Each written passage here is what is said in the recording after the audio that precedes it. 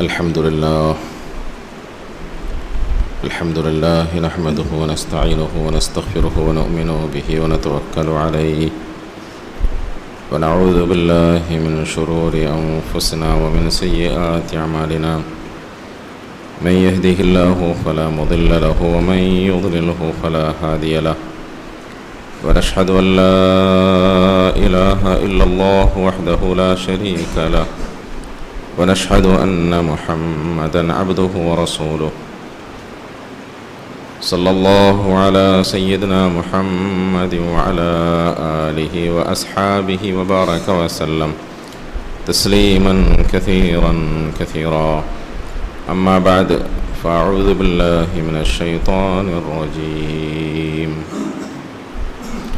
بسم الله الرحمن الرحيم يا أيها الذين آمنوا اتقوا الله حق تقاته ولا تموتن إلا وأنتم مسلمون. അല്ലാഹു സുബ്ഹാനഹു വ തആല അവൻ്റെ നല്ല അടിയാറുകളുടെ കൂട്ടത്തിൽ നമ്മളെ അവരെയും ഉൾപ്പെടുത്തി അനുഗ്രഹിക്കുമാറാകട്ടെ. ജീവിതത്തിൻ്റെ എല്ലാ രംഗത്തും അള്ളാഹുവിൻ്റെ കൽപ്പനകൾ റസൂലുള്ളാഹി സ്വല്ലല്ലാഹു അലൈഹി വസല്ലമ തങ്ങളുടെ തിരുസുന്നത്ത് മുറുകെ പിടിച്ച് കഴിഞ്ഞുകൂടുവാനുള്ള സൗഭാഗ്യം അള്ളാഹു നമുക്കൊക്കെ നൽകുമാറാകട്ടെ. പ്രിയമുള്ള മുഅ്മിനീങ്ങളെ, സഹോദരങ്ങളെ, റമദാനിൻ്റെ ആദ്യത്തെ 10 ദിവസക്കാലം കാരുണ്യത്തിനായി മാറ്റിവെക്കപ്പെട്ട ദിനങ്ങളാണ് എന്ന് നമുക്കറിയാം. റസൂലുള്ളാഹി സ്വല്ലല്ലാഹു അലൈഹി വസല്ലമ തങ്ങൾ പരിശുദ്ധ റമദാനിനെ പരിചയപ്പെടുത്തി സംസാരിച്ചപ്പോൾ അതിനെ 3 വിഭജിക്കുകയും ആദ്യ ഭാഗം റഹ്മത്തും, മധ്യഭാഗം മഗ്ഫിറത്തും, 3-ാം ഭാഗം ഇത്ഖുമാണ് എന്ന് പറഞ്ഞു. ആ ഹദീസുകളുടെ അടിസ്ഥാനത്തിൽ ആദ്യത്തെ 10 ദിനരാത്രങ്ങളിൽ നമ്മുടെ ദുആകളിൽ അല്ലാഹുമ്മ അർഹംനി യാ അർഹമർ റാഹിമീൻ എന്ന് നമ്മൾ കൂട്ടിച്ചേർക്കും. കരുണ ചെയ്യുന്നവരിൽ വെച്ച് ഏറ്റവും വലിയ കാരുണ്യവാനായ അല്ലാഹുവേ, എന്നോട് നീ കൃപ ചെയ്യണമേ എന്നാണ് അതിൻ്റെ അർത്ഥം. അല്ലാഹുമ്മ അർഹംനി യാ അർഹമർ റാഹിമീൻ, അല്ലാഹുവേ എന്നോട് നീ കരുണ ചെയ്യണമേ, നീ കരുണ ചെയ്യുന്നവരിൽ ഏറ്റവും വലിയ കാരുണ്യവാനാണ്. ഇത് 10 ദിവസക്കാലം നമ്മൾ പതിവായി പറയുന്ന പ്രാർത്ഥനാവാചകമാണ്. അള്ളാഹുവിങ്കിൽ നിന്നും അവൻ്റെ അടിമകൾക്ക് വകവച്ചു കൊടുക്കുന്ന കാരുണ്യത്തെ നേടിയെടുക്കാനുള്ള നമ്മളുടെ ആഗ്രഹത്തിൻ്റെ പ്രകടനമാണ്. എന്നാൽ മുഅ്മിനീങ്ങളായ നമ്മൾ അള്ളാഹുവിനോട് കാരുണ്യത്തെ ചോദിച്ചു കൊണ്ടിരിക്കുമ്പോൾ ആ കാരുണ്യം നമുക്ക് ലഭിക്കാനുള്ള അർഹതയും യോഗ്യതയും നമ്മളിലുണ്ടോ, ഉണ്ടാക്കിയെടുത്തിട്ടുണ്ടോ എന്നുകൂടി ആലോചിക്കണം. ഒരു സ്ഥലത്ത് നമ്മൾ അപേക്ഷ സമർപ്പിക്കുമ്പോൾ അപേക്ഷകന് ആവശ്യമായ ചില ക്വാളിഫിക്കേഷനുകൾ അവർ ആവശ്യപ്പെടാറുണ്ട്. അടിസ്ഥാനപരമായി ആ ക്വാളിറ്റി, ആ ക്വാളിഫിക്കേഷൻ അപേക്ഷകന് ഉണ്ടെങ്കിൽ മാത്രമേ അവൻ്റെ അപേക്ഷ സമർപ്പിക്കുന്നതിൽ തന്നെ അർത്ഥമുള്ളൂ. അല്ലെങ്കിൽ അസ്ഥാനത്താണത്. അസ്ഥാനത്ത് നമ്മൾ പ്രയോഗിക്കുന്നതൊക്കെ അബദ്ധമാണ്, ബുദ്ധിയില്ലായ്മയാണ്. പലപ്പോഴും അതൊക്കെ തള്ളപ്പെടുകയും ചെയ്യും. ആ അർത്ഥത്തിൽ നമ്മൾ ആലോചിച്ചാൽ അല്ലാഹുവേ നീ എനിക്ക് കരുണ ചെയ്യണമേ എന്ന് പറയുമ്പോൾ കരുണ ചെയ്യാനുള്ള പടച്ചവൻ്റെ മുമ്പിൽ സമർപ്പിക്കപ്പെടുന്ന അടിയാൻ്റെ ഈ അപേക്ഷ എത്ര കണ്ട് എൻ്റെ കാര്യത്തിൽ സ്വീകാര്യയോഗ്യമാണ്, എത്ര കണ്ട് ഞാൻ അതിന് യോഗ്യനാണ്, അർഹനാണ് എന്ന് നമ്മൾ വിലയിരുത്തണം. റമദാനിൻ്റെ ആദ്യത്തെ 10 ദിവസങ്ങൾ ഏകദേശം കഴിഞ്ഞു കടന്നുകൊണ്ടേയിരിക്കുകയാണ്. ഈ റഹ്മത്ത് നേടിയെടുക്കാനുള്ള യോഗ്യത പരിശുദ്ധ ഖുർആനിൽ വളരെ വ്യക്തമായി അള്ളാഹു നമ്മെ പഠിപ്പിച്ചു തന്നിട്ടുണ്ട്. ആർക്കാണ് റഹ്മത്ത് കിട്ടുക? അല്ലാഹുമ്മ അർഹംനി യാ അർഹമർ റാഹിമീൻ എന്ന് ദ്വാരക്കുന്നവർക്ക് റഹ്മത്ത് കിട്ടുമെന്ന് ഖുർആനിൽ എവിടെയും പറഞ്ഞിട്ടില്ല. റസൂൽ സല്ലല്ലാഹു അലൈഹി വസല്ലമ തങ്ങളും അപ്രകാരം പറഞ്ഞിട്ടില്ല. അത് നമ്മളുടെ അപേക്ഷയാണ്, ആവശ്യമാണ്. അത് അള്ളാഹുവിൻ്റെ മുമ്പിൽ സമർപ്പിച്ച് പാസായി വരാൻ കാത്തു നിൽക്കുന്ന നമുക്ക് എന്തടിസ്ഥാനത്തിലാണ് അത് നൽകുക എന്ന് വളരെ വ്യക്തമായി ഖുർആനിൽ അള്ളാഹു പറഞ്ഞിട്ടുണ്ട്. സൂറത്ത് അൻആമിൻ്റെ ചില വചനങ്ങളിൽ, സൂറത്ത് അറാഫിൻ്റെ ചില വചനങ്ങളിൽ, അതുപോലെയുള്ള ഖുർആനികമായ മറ്റു ചില വചനങ്ങളിൽ, മുത്തായ റസൂൽ സല്ലല്ലാഹു അലൈഹി വസല്ലമ തങ്ങളുടെ പരിശുദ്ധ ഹദീസുകളിൽ ഇങ്ങനെയൊക്കെ നമുക്ക് പഠിപ്പിച്ചു തന്നിട്ടുള്ള സംഗതികൾ അല്ലാഹു തആല അവൻ്റെ റഹ്മത്ത് ആർക്കാണ് നൽകുന്നത്? വക്തുബ് ലനാ ഫീ ഹാദിഹി ദുനിയാ ഹസന വക്തുബ് ലനാ ഫീ ഹാദിഹി ദുനിയാ ഹസനതൻ വഫിൽ ആഖിറതി ഇന്നാ ഹുദ്നാ ഇലൈക് ഖാല അദാബി യുസീബു ബിഹി മൻ അശാ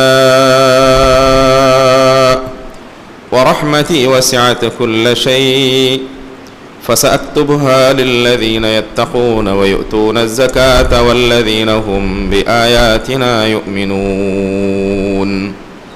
ഇത് സൂറത്ത് ആറാഫിൻ്റെ വചനമാണ്. അള്ളാഹു ആർക്കാണ് അവൻ്റെ കാരുണ്യത്തെ വകവെച്ചു കൊടുക്കുന്നത്? അത് നേടിയെടുക്കാനുള്ള യോഗ്യതയും അർഹതയും ആർക്കാണ്, അല്ലെങ്കിൽ എന്താണ്?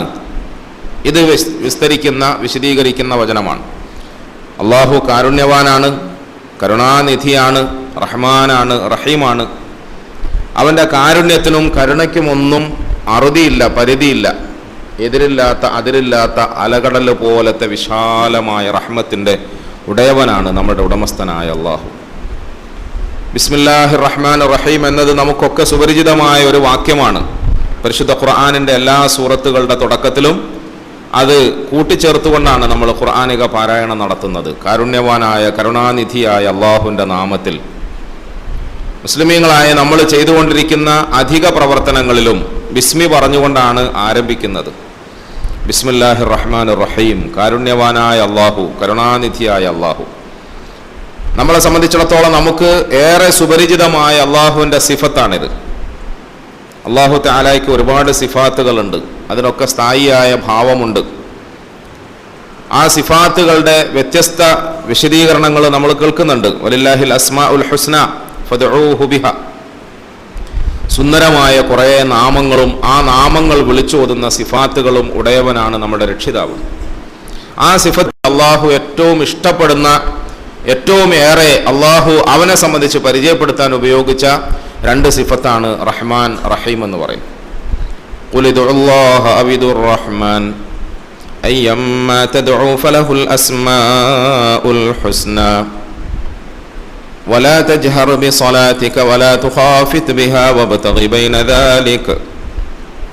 ഖുൽ ഉദ്ഉല്ലാഹ്, ഖുർആനിൽ അല്ലാഹു വ്യക്തമായി പറഞ്ഞത്, ഖുൽ, നബി അവരോട് പറഞ്ഞു കൊടുക്കുക, ഉദ്ഉല്ലാഹ അവിദുർ റഹ്മാൻ, നിങ്ങൾ നിങ്ങളുടെ രക്ഷിതാവിനെ വിളിക്കുമ്പോൾ, നിങ്ങളുടെ കരുണാനിധിയായ പടച്ചവനെ വിളിക്കാൻ ശ്രമിക്കുമ്പോൾ അള്ളാഹ് എന്ന് വിളിച്ചോളൂ, റഹ്മാൻ എന്ന് വിളിച്ചോളൂ. അള്ളാഹ് നമ്മളെ പഠിപ്പിക്കുകയാണ് എങ്ങനെ എന്നെ വിളിക്കേണ്ടത്. നമ്മൾ പറയുന്നില്ലേ, സ്നേഹത്തോടു കൂടി മക്കൾ എന്നെ എങ്ങനെ വിളിക്കണം? ഉപ്പാന്ന് വിളിക്കണോ, ബാപ്പാന്ന് വിളിക്കണോ, ബാപ്പിച്ചീന്ന് വിളിക്കണോ, ഉപ്പിച്ചീന്ന് വിളിക്കണോ? എന്താ വിളിക്കേണ്ടത്?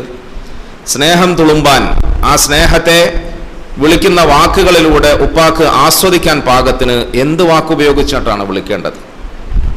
ചെല്ലപ്പേരെന്നും സ്നേഹപ്പേരെന്നും വാത്സല്യ നാമം എന്നുമൊക്കെ നമ്മൾ വിശേഷിപ്പിക്കുന്നത് പോലെ അള്ളാഹു പറയുകയാണ്, നബിയെ എൻ്റെ അടിയാറുകൾക്ക് പറഞ്ഞു കൊടുക്കൂ, ഉദ്ഉല്ലാഹ അവിദുർ റഹ്മാൻ, എന്നെ വിളിക്കാൻ ആഗ്രഹിക്കുമ്പോൾ അവരെന്നെ അള്ളാഹ് എന്ന് വിളിച്ചോട്ടെ, റഹ്മാൻ എന്ന് വിളിച്ചോട്ടെ. അത് അള്ളാഹുവിന് ഇഷ്ടമുള്ളതുപോലെയാണ്. അയ്യമ്മാ തദ്ഉ ഫലഹുൽ അസ്മാഉൽ ഹുസ്ന. ഇനി നിങ്ങൾ എന്ത് പേരെടുത്ത് വിളിച്ചാലും, എന്ത് പേര് കൊണ്ട് വിളിച്ചാലും അവൻ ഒരുപാട് സുന്ദരമായ നാമങ്ങളുണ്ട്. പേരേതായാലും തിരക്കേടില്ല, നിങ്ങൾ വിളിക്കണം. വിളിക്കുന്നത് ഇഷ്ടപ്പെടുന്നവനാണ് അള്ളാഹു. ആ വിളി കേൾക്കാൻ കാത്തിരിക്കുകയാണ് അള്ളാഹു. അത് കാതോർക്കുകയാണ് നമ്മുടെ രക്ഷിതാവ്.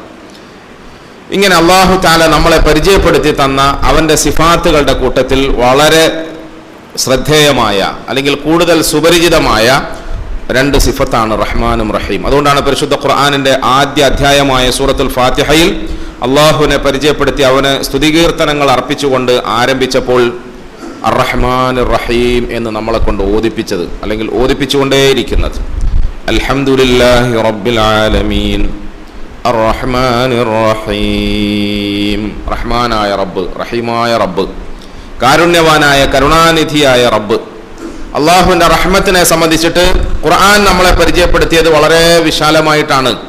റസൂലുള്ളാഹി സ്വല്ലല്ലാഹു അലൈഹി വസല്ലമ തങ്ങളും അതുപോലെ അള്ളാഹുവിൻ്റെ കാരുണ്യത്തെ സംബന്ധിച്ചിട്ട് നമ്മളെ ഏറെ പറഞ്ഞ് പരിചയപ്പെടുത്തുകയും അതിലേക്ക് നമ്മുടെ മനസ്സിനെ പ്രോത്സാഹിപ്പിക്കുകയും ചെയ്തിട്ടുണ്ട്. റസൂൽ സ്വല്ലല്ലാഹു അലൈഹി വസല്ലമ തങ്ങൾ പറഞ്ഞു, കരുണ എന്ന് പറയുന്നത് അത് 100 അംശമാണെന്ന് സങ്കല്പിക്കുക. കരുണ എന്ന് പറയുന്നത് അത് 100 അംശമാണ്. അതിൽ ഒരംശത്തെ മാത്രമാണ് അല്ലാഹു തആല ഭൂമിയിൽ വിതരണം ചെയ്തത്. ബാക്കി 99 അംശത്തെയും അള്ളാഹു പരലോകത്തേക്ക് വേണ്ടി മാറ്റിവെച്ചിരിക്കുകയാണ്. ഇമാം ബുഖാരി ഉദ്ധരിക്കുന്ന ഹദീസിൽ റസൂലുള്ളാഹി സ്വല്ലല്ലാഹു അലൈഹി വസല്ലം അള്ളാഹുവിൻ്റെ കാരുണ്യത്തെ അളക്കുന്നതിന് വേണ്ടി, അതിൻ്റെ വിശാലതയെ ബോധ്യപ്പെടുത്തുന്നതിന് വേണ്ടി ഇപ്രകാരം പറഞ്ഞു തന്നു. 100 അംശങ്ങളുള്ള കാരുണ്യം, കരുണ, റഹ്മത്ത്, അതിൻ്റെ ഒരംശം മാത്രമാണ് അള്ളാഹു തആല ഭൂമിയിൽ വിതരണം ചെയ്തത്. നബി സല്ലല്ലാഹു അലൈഹി വസല്ലമ തങ്ങൾ പറഞ്ഞു, ഫബിഹാ, ആ ഒരൊറ്റ അംശം കൊണ്ടാണ് നിങ്ങൾ ഇന്ന് കണ്ടുകൊണ്ടിരിക്കുന്ന ഉമ്മമാര് മക്കളോട്, അല്ലെങ്കിൽ നമ്മൾ പരസ്പരം അങ്ങോട്ടും ഇങ്ങോട്ടുമൊക്കെ വിതരണം ചെയ്തുകൊണ്ടിരിക്കുന്ന, കൈമാറിക്കൊണ്ടിരിക്കുന്ന, പങ്കുവെച്ചുകൊണ്ടിരിക്കുന്ന ഈ സ്നേഹവാത്സല്യങ്ങളെല്ലാം ആ ഒരംശത്തിൻ്റെ ഘടകങ്ങളാണ്. ഒരംശത്തിൻ്റെ ഘടകങ്ങളാണ്. ബാക്കി 99നെയും അള്ളാഹു പരലോകത്തേക്ക് വേണ്ടി മാറ്റിവെച്ചിരിക്കുകയാണ്. അങ്ങനെ ആകുമ്പോൾ ഈ 99 ചേർത്താൽ അള്ളാഹുവിൻ്റെ കാരുണ്യം എത്ര വലുതാണ്.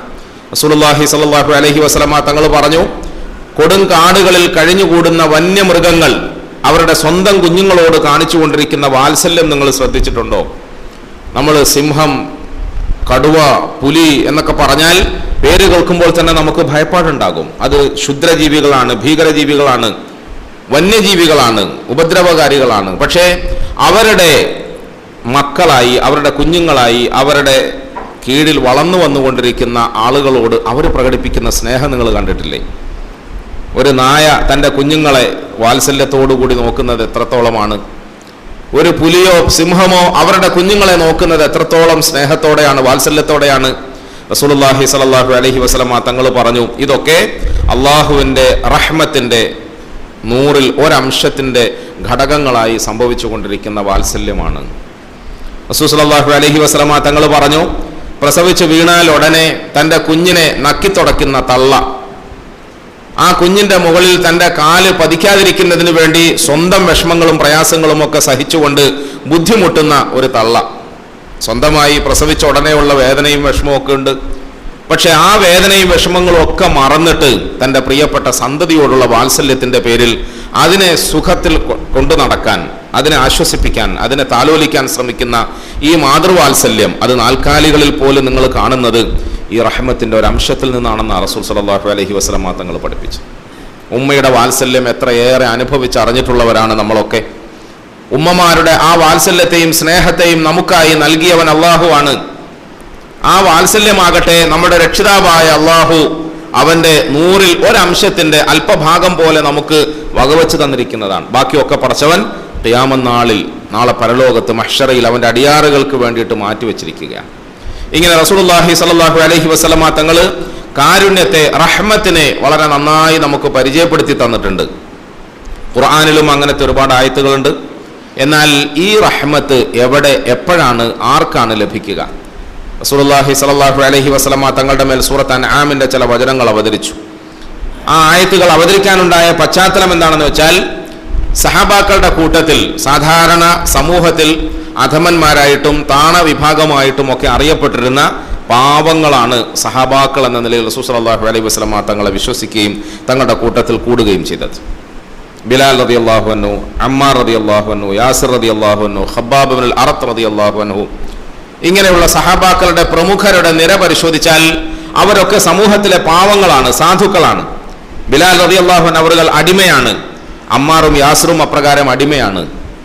ഖബ്ബാബ് ഇബ്നുൽ അറത്ത് റളിയല്ലാഹു അൻഹു അവர்கள் അടിമയാണ്. ഇങ്ങനെ ആ പാവങ്ങളൊക്കെ ഏതെങ്കിലുമൊക്കെ മുതലാളിമാരുടെയും സമ്പന്നന്മാരുടെയും മേലാക്കന്മാരുടെയും കീഴിൽ മൃഗങ്ങളെപ്പോലെ പണിയെടുത്ത് കഴിഞ്ഞുകൂടുന്ന സാധാരണക്കാരിൽ സാധാരണക്കാരാണ്.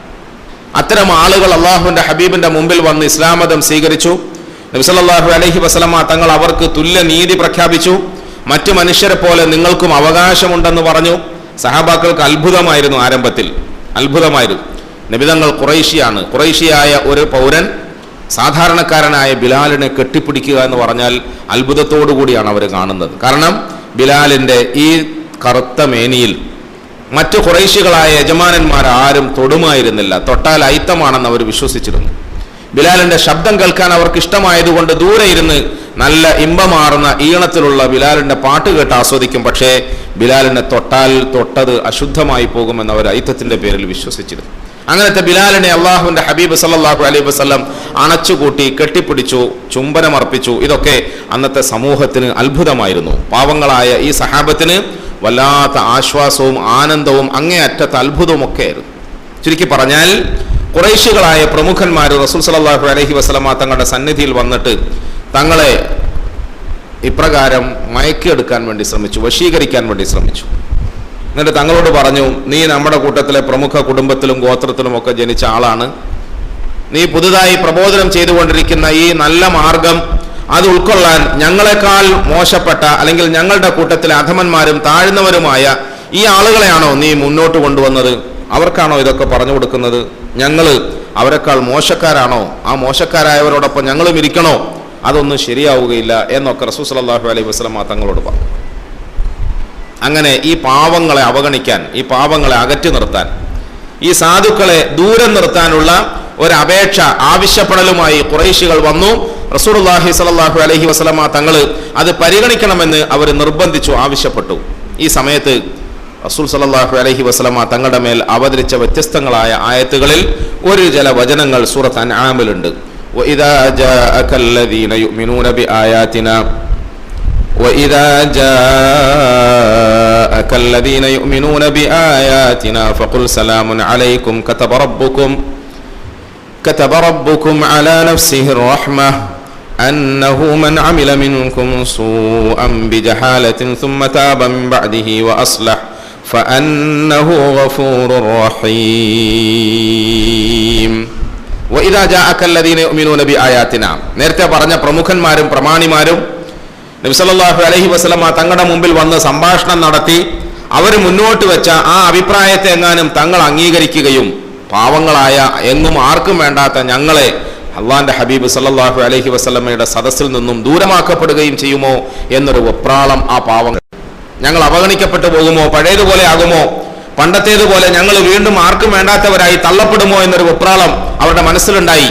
ആ മാനസിക അവസ്ഥയെ മുൻനിർത്തിക്കൊണ്ട് അല്ലാഹു റസൂൽ സല്ലല്ലാഹു അലൈഹി വസല്ലമ തങ്ങളോട് പറഞ്ഞു, നബിയേ, വഇദാ ജാഅകല്ലദീന യുഅ്മിനൂന ബിആയാതിനാ, എൻ്റെ ആയത്തുകളിൽ വിശ്വസിച്ചുകൊണ്ട് ഏതെങ്കിലും പാവങ്ങൾ സാധുക്കൾ അങ്ങയുടെ സദസ്സിൽ വന്ന് ആവലാതി പറഞ്ഞാൽ, അങ്കലാപ്പോടുകൂടി അങ്ങയെ സമീപിച്ചാൽ, ഫഖുൽ സലാമുൻ അലൈക്കും, അവരോട് തങ്ങൾ പറയണം, നിങ്ങൾ ബേജാറാവൊന്നും വേണ്ട, നിങ്ങൾ അങ്ങനെ വേദനിക്കുകയോ വിഷമിക്കുകയോ ഒപ്രാളപ്പെടുകയോ ഒന്നും വേണ്ട.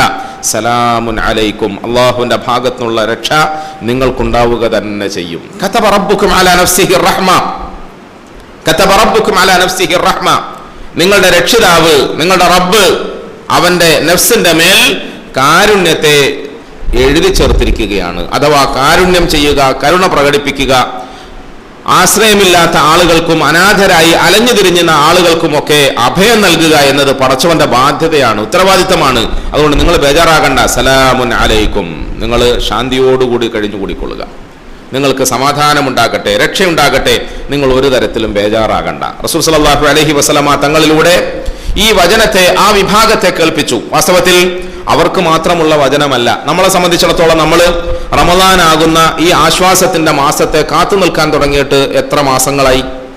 ഈ മാസത്തിന്റെ തുടക്കത്തിൽ തന്നെ അല്ലാഹു തആല കാരുണ്യത്തിന് വേണ്ടി പ്രത്യേകം 10 ദിവസത്തെ മാറ്റിവെച്ചിരിക്കുന്നു എന്ന് പറയുന്നത് ഈ ആയത്തിന്റെ അവതരണ പശ്ചാത്തലവുമായി ചേർത്ത് വായിക്കുമ്പോൾ അന്ന് ആ സഹാബത്തിന് നൽകിയതുപോലെയുള്ള ഒരു ആശ്വാസ വാക്കാണ് ഇന്ന് നമുക്കും പടച്ചവൻ നൽകാൻ ഉദ്ദേശിച്ചത്. നിങ്ങളും നിരാശപ്പെടേണ്ട. നിങ്ങളുടെ ജീവിതത്തിൽ അബദ്ധങ്ങൾ സംഭവിച്ചു, കുറ്റങ്ങളുണ്ടായി, തെറ്റുകളുണ്ടായി. 10-11 മാസക്കാലത്തെ അറിവില്ലായ്മയുടെയും അബദ്ധജടിലമായ ജീവിത ശൈലിയുടെയും പേരിൽ നിങ്ങൾക്ക് ഈമാനിൽ നിന്നും അമലെ സാലിഹാത്തിൽ നിന്നും സ്വർഗത്തിൽ നിന്നും ഒക്കെ ഒരുപാട് പുറകോട്ട് പോകേണ്ടി വന്നു എന്ന് വിചാരിച്ചൊന്നും നിങ്ങൾ നിരാശപ്പെടരുത്. തൊട്ടടുത്ത വചനത്തിൽ അല്ലാഹു പറയുന്നത്, കതബ റബ്ബുക്കും അലാ നഫ്സിഹി റഹ്മ അന്നഹു മൻ അമില മിൻകും സൂഅൻ ബിജഹാല ثم تابوا وأصلحوا അല്ലാഹു അന്നഹു മൻ അമില മിൻകും സൂഅൻ ബിജഹാല, നിങ്ങളിൽ ആരെങ്കിലും അറിവില്ലായ്മ കൊണ്ട് എന്തെങ്കിലും കുറ്റം ചെയ്തു പോയിട്ടുണ്ടെങ്കിൽ ആ കുറ്റം ചെയ്തു പോയ ആളുകളോടുള്ള പടച്ചവന്റെ നിലപാട് കരുണയോടുകൂടിയുള്ള നിലപാടാണ്, നല്ല സമീപനമാണ്, വാത്സല്യത്തോടു കൂടിയുള്ള നിലപാടാണ്. അഥവാ അവര് പശ്ചാത്തപിക്കുകയും ഇനിയുള്ള ജീവിതം നന്നാക്കി മുമ്പോട്ട് വരാമെന്ന് സ്വയം തീരുമാനിക്കുകയും ചെയ്താൽ അന്നഹു ഗഫൂറുർ റഹീം, അവൻ പുറത്തു കൊടുക്കുന്നവനും കാരുണ്യവാനുമാണ്. അഥവാ അവന്റെ നിലപാട് പുറത്തു കൊടുക്കുകയും കരുണ ചെയ്യുകയും ചെയ്യുക എന്നതാണ് എന്ന് അള്ളാഹുവിന്റെ റസൂലെ അങ്ങ് അവർക്ക് പറഞ്ഞു കൊടുക്കുക എന്ന് പടച്ചവൻ പറഞ്ഞു. പ്രിയമുള്ളവരെ, പരിശുദ്ധ ഖുർആനിന്റെ ഇത്തരം വചനങ്ങളിലൂടെ നമ്മൾ എത്ര മോശപ്പെട്ടവരായിരുന്നാലും, ഒരുപക്ഷെ ജന്മം കൊണ്ട് മോശപ്പെട്ടവരാണെന്ന് സമൂഹം വിധി എഴുതിയാലും, നമ്മുടെ ജീവിതത്തിന്റെ അറിവില്ലായ്മ കൊണ്ട് കർമ്മം കൊണ്ട് മോശപ്പെട്ടവരാകാൻ വിധിക്കപ്പെട്ടാലും മടങ്ങി വരാനുള്ള ഒരവസരത്തെ അള്ളാഹുവിന്റെ കാരുണ്യത്തിന്റെ പേരിൽ നമ്മളുടെ മുമ്പിൽ തുറന്നു വെച്ചിരിക്കുന്നു. അതിനായുള്ള കവാടത്തെ കൃത്യമായി എന്നും അള്ളാഹു തുറന്നു വെച്ചിരിക്കുന്നു എന്നതാണ് ഇത്തരം ആശയങ്ങളിലൂടെ നമ്മളെ ധരിപ്പിക്കാൻ അള്ളാഹു ഉദ്ദേശിക്കുന്നത്. അങ്ങനെയാകുമ്പോൾ ഈ റഹ്മത്ത് വിശാലമായ റഹ്മത്ത്, വിശാലമായ റഹ്മത്ത്, വസിഅത്ത് കുല്ല ഷൈ വറഹ്മതി വസിഅത്ത് കുല്ല ഷൈ വറഹ്മതി വസിഅത്ത് കുല്ല ഷൈ, എന്റെ റഹ്മത്ത് അതെല്ലാത്തിനെയും പൊതിഞ്ഞു നിൽക്കുകയാണ്, എല്ലാത്തിനെയും പൊതിഞ്ഞു നിൽക്കുകയാണ്. അബദ്ധങ്ങളിൽ കുടുങ്ങിയ, തെറ്റുകുറ്റങ്ങളിൽ കുടുങ്ങിയ ആളുകൾക്കൊക്കെ തന്നെ അല്ലാഹു തആല അത് വകവെച്ചു കൊടുക്കുക തന്നെ ചെയ്യുന്നതാണ്. ആ റഹ്മത്ത് നിങ്ങൾക്കുള്ളതാണ്. പക്ഷെ ആ റഹ്മത്ത് നേടിയെടുക്കാനുള്ള യോഗ്യത, അർഹത അതെന്താണ്? അതാ നമ്മൾ ഇന്നത്തെ ദിവസം പറയാൻ വിചാരിച്ചത്. എന്ത് യോഗ്യതയാണ് നമുക്ക് വേണ്ടത്? എന്ത് അർഹതയാണ് നമുക്ക് വേണ്ടത്? നമ്മൾ ആരായാലാണ് നമുക്ക് റഹ്മത്ത് ലഭിക്കുക? ഉമയ്യത്ത് ബിൻ ഖലഫ് എന്ന് പറയുന്നത് മക്ക ഖുറൈശികളുടെ കൂട്ടത്തിലെ പ്രമുഖ നേതാവാണ്, നാട്ടുരാജാവാണ്. ഉമയ്യത്ത് ബിൻ ഖലഫിന്റെ കീഴിൽ പണിയെടുക്കുന്ന, മൃഗത്തെ പോലെ പണിയെടുക്കുന്ന അടിമയാണ് ബിലാൽ. പക്ഷെ അള്ളാഹുവിന്റെ റഹ്മത്ത് ഖുറൈശി പ്രമുഖനായ ഉമയ്യത്തിന് കൊടുക്കുകയല്ല പടച്ചവൻ ചെയ്തത്, കറുമ്പനായ അടിമയായ ബിലാലിനാണ് അള്ളാഹു കൊടുത്തത്. എന്ന് പറഞ്ഞാൽ എന്താ മനസ്സിലാക്കേണ്ടത്? ആർക്കാണ് റഹ്മത്ത് നൽകുക? ആർക്കാണ് കാരുണ്യം നൽകുക? ആരെയാണ് അതിനായി അള്ളാഹു പരിഗണിക്കുക? എന്താണ് അതിനുള്ള യോഗ്യതയായി അള്ളാഹു സുബ്ഹാനഹു വ തആല എഴുതി വെച്ചിരിക്കുന്നത്? വക്തുബ് ലനാ ഫീ ഹാദിഹി ദുനിയാ ഹസന വക്തുബ് ലനാ ഫീ ഹാദിഹി ദുനിയാ ഹസനതൻ വഫിൽ ആഖിറതി ഇന്നാ ഹുദ്നാ ഇലൈക്. അല്ലാഹുവേ, നീ ഞങ്ങൾക്ക് വക്തുബ് ലനാ ഫീ ഹാദിഹി ദുനിയാ ഹസന, ഈ ഭൗതിക ജീവിതത്തിൽ നന്മയെ നിശ്ചയിച്ച് നൽകണമേ, നന്മയെ പ്രദാനം ചെയ്യണമേ. ദുനിയാവിൽ മാത്രം പോരാ, ആഖിറത്തിലും നീ ഞങ്ങൾക്ക് നന്മ നൽകണമേ. ഇന്നാ ഹുദ്നാ ഇലൈക്, ഇതാ ഞങ്ങൾ പട്ടിണി കടന്ന് പാതിരാത്രിയിൽ ഇബാദത്തൊക്കെ എടുത്തിട്ട് നിന്റെ ഭവനത്തിലേക്കും നിന്റെ പടിവാതിലിലേക്കും മടങ്ങി വന്നിരിക്കുകയാണ് പടച്ചവനെ, മടങ്ങി വന്ന്. ഇന്നാ ഹുദ്നാ ഇലൈക്, ഇത് അടിമകളുടെ വാചകമാണ്. അല്ലാഹുവേ, ഞങ്ങൾക്ക് ദുനിയാവിൽ അനുഗ്രഹം ചെയ്യണം, ദുനിയാവിൽ ഞങ്ങൾക്ക് നന്മ നൽകണം, ആഖിറത്തിലും ഞങ്ങൾക്ക് നന്മ നൽകണം. ഞങ്ങൾ നിന്റെ പടിവാതിലിലേക്ക് ഇതാ മടങ്ങി വന്നിരിക്കുന്നു പടച്ചവനെ. ഇന്നാ ഹുദ്നാ ഇലൈക്, ഇത് അടിമകൾ പറഞ്ഞ, അല്ലെങ്കിൽ അടിമകൾ സമർപ്പിച്ച അവരുടെ ആപ്ലിക്കേഷനാണ്. അപ്പൊ അതിന് മറുപടിയായ നിലയിൽ അള്ളാഹുവിന്റെ ഭാഗത്ത് നിന്ന് പറയുന്നത് എന്താണ്? ഖാല അദാബി ഉസീബു ബിഹി മൻ അശാ. ഖാല, ഇതിന് മറുപടിയായി അള്ളാഹു പറയുന്നു, അദാബി ഉസീബു ബിഹി മൻ അശാ, അടിമകളെ അറിഞ്ഞുകൊള്ളുക, എന്റെ അദാബ്, എന്റെ ശിക്ഷ, ഉസീബു ബിഹി മൻ അശാ, ഞാൻ ഇച്ഛിക്കുന്ന, ഞാൻ തീരുമാനിക്കുന്ന, ഇഷ്ടപ്പെടുന്ന ചില ആളുകൾക്കാണ് ആ അദാബ് വന്നുപെടുക. എന്ന് പറഞ്ഞാൽ എല്ലാരെയും പിടിച്ച് ശിക്ഷിക്കുകയില്ല, എല്ലാരെയും ഒന്നടങ്കം ശിക്ഷയ്ക്ക് വിധേയമാക്കുകയില്ല. ശിക്ഷ നൽകാൻ നാം ഉദ്ദേശിക്കുന്ന ആളുകൾക്ക് മാത്രമേ ശിക്ഷ വിധിക്കുകയുള്ളൂ. അഥവാ ആ ശിക്ഷ ലഭിക്കാനുള്ള കർമ്മദൂഷ്യങ്ങൾ ആരെ ഭാഗത്തു നിന്നാണോ ഉണ്ടാകുന്നത് അവർക്ക് മാത്രമേ അത് ഉണ്ടാവുകയുള്ളൂ. വറഹ്മതി വസിഅത്ത് കുല്ല ഷൈ, അതേ സമയത്ത് എൻ്റെ കാരുണ്യമാകട്ടെ അതെല്ലാവർക്കും പൊതുവായ നിലയിൽ ഞാൻ വീതിച്ചു കൊടുക്കുകയും ചെയ്യും. അതിൽ പിശുക്കൊന്നുമില്ല, അതിൽ നിയന്ത്രണങ്ങളൊന്നുമില്ല, അതിൽ നിബന്ധനകളൊന്നുമില്ല. എൻ്റെ റഹ്മത്ത് അതിങ്ങനെ വിശാലമായ നിലയിൽ പെയ്തിറങ്ങുകയാണ് ചെയ്യുക. വറഹ്മതി വസിഅത്ത് കുല്ല ഷൈ. പക്ഷേ ഇനിയുള്ളത് നിങ്ങൾ ശ്രദ്ധിച്ചു കേട്ടോളണം. ഫസഅക്തുബുഹാ ലില്ലദീന യത്തഖൂന വയുതൂന അസ്സകാ, ഫസഅക്തുബുഹാ ലില്ലദീന യത്തഖൂന വയുതൂന അസ്സകാ. എൻ്റെ റഹ്മത്ത് ഇങ്ങനെ വിശാലമായി ഭൂമിയിൽ പെയ്തിറങ്ങുമെന്നത് ശരിയാണ്. പക്ഷെ ഞാനത് എൻ്റെ അടിയാറുകളിൽ നിന്നും ചില ആളുകൾക്ക് പ്രത്യേകമായി വകവെച്ചു കൊടുക്കുന്നതാണ്, പതിച്ചു നൽകുന്നതാണ്, അനുവദിച്ചു കൊടുക്കുന്നതാണ്. ഫസഅക്തുബുഹ, ഞാൻ എഴുതി കൊടുക്കുമെന്നാണ്. ഉപ്പ മരിക്കാൻ കിടക്കുന്നു, മക്കളൊക്കെ പരിസരത്തിരുന്നുകൊണ്ട് ഇങ്ങനെ സ്നേഹവാത്സല്യം പ്രകടിപ്പിക്കുക. ചില ആളുകൾ സ്റ്റാമ്പ് പേപ്പറിൽ ചിലതൊക്കെ എഴുതി തയ്യാറാക്കിയിട്ട് ഉപ്പാന്റെ കൈയുടെ മുമ്പിൽ തന്നെ വെച്ചിരിക്കുകയാണ്. ഒന്ന് അങ്ങോട്ടോ ഇങ്ങോട്ടോ ഉപ്പ അനുകൂലമായി പ്രതികരിച്ചാൽ ഉപ്പാന്റെ തമ്പ് പിടിച്ചിട്ടൊന്ന് ഒപ്പിടിച്ചാൽ ആ സ്വത്ത് നമുക്ക് കിട്ടുമല്ലോ എന്നൊരു പ്രതീക്ഷ, അല്ലെങ്കിൽ ഉപ്പയുടെ അനന്തര സ്വത്തിൽ കൂടുതൽ അവകാശം എനിക്ക് കിട്ടുമല്ലോ എന്നൊരു പ്രതീക്ഷ. നമ്മൾ സാധാരണ കൂടുതൽ പരിചയമുള്ള സംഗതി മനസ്സിലാക്കാൻ വേണ്ടി ഞാൻ പറഞ്ഞതേ ഉള്ളൂ. ഇങ്ങനെ സ്വത്തുക്കൾ സ്വന്തമാക്കാൻ അത്യാഗ്രഹിക്കുന്ന അടിയാറുകളുടെ മനസ്സിനെ മുന്നിൽ വെച്ചുകൊണ്ട് പടച്ചവൻ പറയുന്നു, ഞാൻ ആർക്കാണ് ഇത് ഒപ്പിട്ട് കൊടുക്കുക എന്നറിയോ? ഫസഅക്തുബുഹ ലില്ലദീന, ഒരാൾക്ക്. ആർക്കാണ് ഞാനിത് വകവെച്ചു കൊടുക്കുക? യത്തഖൂന വയുതൂന സകാത വല്ലദീന ഹും ബിആയാതിനാ യുഅ്മിനൂൻ. 3 സംഗതികളാണ് പടച്ചവൻ പറഞ്ഞത്. റമദാനിന്റെ ആദ്യത്തെ 10 ദിവസക്കാലം പടച്ചവനെ റഹ്മത്ത് തരണേ എന്ന് പ്രാർത്ഥനയിൽ നിരന്തരമായി ശബ്ദം മുഴക്കിക്കൊണ്ടിരിക്കുന്ന ഈ അടിയാറുകൾ അഥവാ നോമ്പുകാരായ നമ്മളൊക്കെ കാതു തുറന്ന് കേൾക്കണം. അള്ളാഹു അത് വകവെച്ചു കൊടുക്കുമെന്ന് വിശുദ്ധ ഖുർആനിലൂടെ നമ്മളെ പറഞ്ഞു പരിചയപ്പെടുത്തിയത് 3 കൂട്ടർക്കാണ്. ഇവിടെ ഈ ആയത്തിൽ ഇനിയും ഒരുപാട് വിശദീകരണങ്ങൾ വരാനുണ്ട്. 3 കൂട്ടർക്കാണ്. ഒന്ന്, ലില്ലദീന യത്തഖൂന, അള്ളാഹുവിനെ തഖ്വ ചെയ്യുന്ന അടിയാറുകൾക്ക്. ഞാൻ നേരത്തെ പറഞ്ഞല്ലോ, ഇന്ന കുടുംബത്തിൽ പറന്നു എന്നതിന്റെ പേരിലോ ഇന്ന കുലത്തിൽ ജനിച്ചു എന്നതിന്റെ പേരിലോ ഇന്ന മതത്തിന്റെ അനുയായിയായി എന്നതിന്റെ പേരിലോ കിട്ടൂല. വളരെ വ്യക്തമായി അടിവരയും മേൽവരയും ഒക്കെ ഇട്ടുകൊണ്ട് ഞാൻ തുറന്നു പറയുകയാണ്, ഇന്ന മതത്തിന്റെ ആളുകളായി ഇന്ന മതത്തിന്റെ ചട്ടക്കൂട്ടിൽ പറന്നു എന്നതിന്റെ പേരിലും പടച്ചവൻ സ്വർഗവും അനുഗ്രഹവും ഒന്നും കൊടുക്കാന്ന് ഖുർആനിൽ പറഞ്ഞിട്ടില്ല. നമ്മൾ പറഞ്ഞത് മാപ്പിള കുടുംബത്തിലാണ്, ഉമ്മയും ബാപ്പയും മുസ്ലിമാണ് എന്ന് വിചാരിച്ചിട്ടൊന്നും നമുക്ക് ഈ പരലോകത്തിന്റെ ലിസ്റ്റിൽ പ്രത്യേകിച്ച് സ്ഥാനം കിട്ടുമെന്ന് നമ്മൾ തെറ്റിദ്ധരിക്കേ ചെയ്യരുത്. പ്രിയമുള്ളവരെ, തെറ്റിദ്ധരിക്കേ ചെയ്യരുത്. അള്ളാഹുവിന്റെ റഹ്മത്ത് കൊണ്ടങ്ങാനും രക്ഷപ്പെട്ടാലല്ലാതെ മറ്റൊരു അവകാശവാദവും നമുക്ക് ഉന്നയിക്കാൻ കഴിയും. അള്ളാഹു പറയുന്നത് മുഹമ്മദും ഒക്കെ ആകട്ടെ, അവരിൽ തഖ്വയുണ്ടോ ആ തഖ്വയുള്ളവർക്ക് ഞാൻ എൻ്റെ അനുഗ്രഹം നൽകുന്നതാണ്. ഇത് അള്ളാഹുവിന്റെ നിലപാടാണ്, ഉറച്ച നിലപാടാണ്. തഖ്വയുണ്ടോ ആ അടിമയെ, അവന്റെ പേരെന്തായാലും തിരക്കേടില്ല, നാളെന്തായാലും തിരക്കേടില്ല, കുലവും ഗോത്രവും ഏതായാലും തിരക്കേടില്ല, അവന്റെ ഭാഷ എന്തായാലും തിരക്കേടില്ല, അവന് തഖ്വയുണ്ടോ?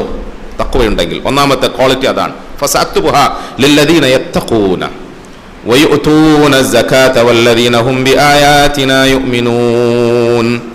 വയുതൂന സകാത വല്ലദീന ഹും ബിആയാതിനാ യുഅ്മിനൂൻ. രണ്ടാമത്തത് യുതൂന സകാത, സകാത്ത് കൊടുത്തു വിടലാണ്. സാമ്പത്തികമായ ക്രമത്തിൽ പടച്ചവന്റെ നിയമത്തെ കൃത്യതയോടുകൂടി പാലിക്കലാണ്. പണം ഉണ്ടാക്കുക എന്ന ആഗ്രഹത്തോടൊപ്പം അതിനെ അനുവദനീയമായ മാർഗത്തിൽ ചെലവഴിക്കുക എന്ന ചിട്ടയിൽ ജീവിക്കുന്നതിനോടൊപ്പം അതിൽ നിന്നും അർഹമായ ആളുകൾക്ക് അതിന്റെ അവകാശത്തെ വീതിച്ചു കൊടുക്കുകയും സക്കാത്ത് ദാനധർമ്മം അത് കൃത്യമായി അനുഷ്ഠിക്കുകയും ചെയ്യണം. അള്ളാഹുവിനോട് അല്ലാഹുമ്മ അർഹംനി യാ അർഹമർ റഹീമീൻ എന്ന് ദുആഇരക്കുന്ന അടിയാറുകളെ നിങ്ങൾക്കത് ചോദിക്കാനുള്ള അവകാശം ഉണ്ടാകണമെങ്കിൽ നിങ്ങളുടെ സക്കാത്ത് കൃത്യമായി കൊടുത്തുവിടിയിരിക്കണം. ഇതാണ് പടച്ചവന്റെ കൽപ്പന. മൂന്നാമതായി അള്ളാഹു പറയുന്നു വല്ലദീന ഹും ബിആയാതിനാ യുഅ്മിനൂൻ. നമ്മുടെ ആയാത്തുകളെ കൊണ്ട് പൊതുവായ നിലയിൽ അടിയുറച്ചവർ വിശ്വസിക്കണം.